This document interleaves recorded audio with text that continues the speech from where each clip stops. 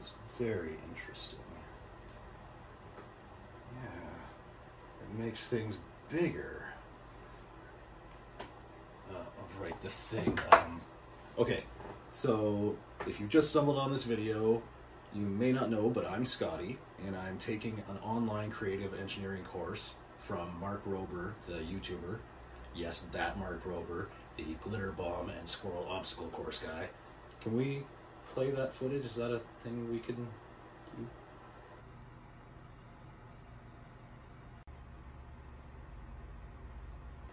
So the first course assignment was to make any mechanical device that was related to food.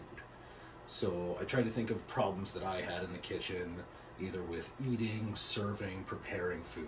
And since the pandemic started, I've actually been getting into making sourdough bread, and I've been pretty good at it, actually. Cue picture. Okay.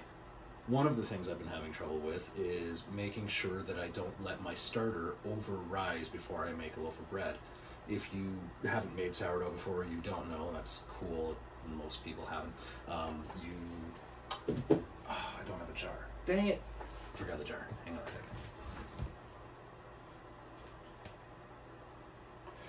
So what you do is you take last week's starter, which is rich with lactobacillus bacteria. You add a little bit of that, a bunch of water, and a bunch of new flour.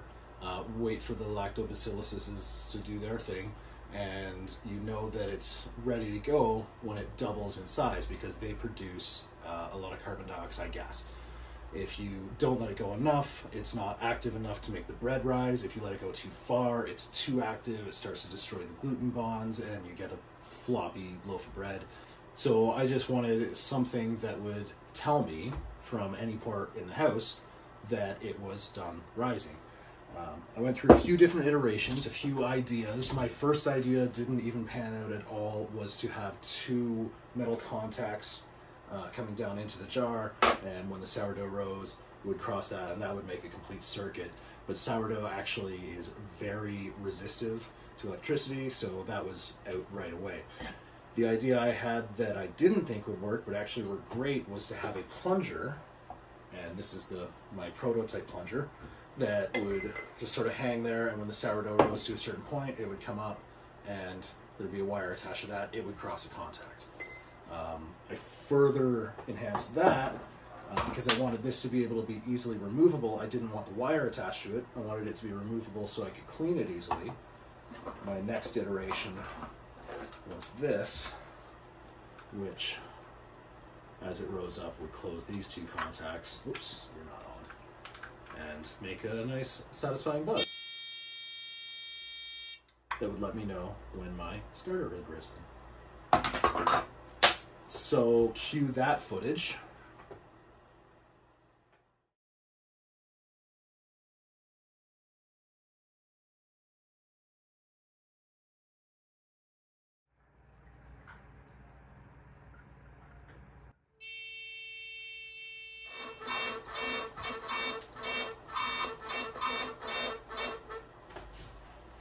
So that's pretty much it.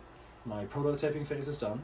I'm very excited about the final build, and here's another time lapse.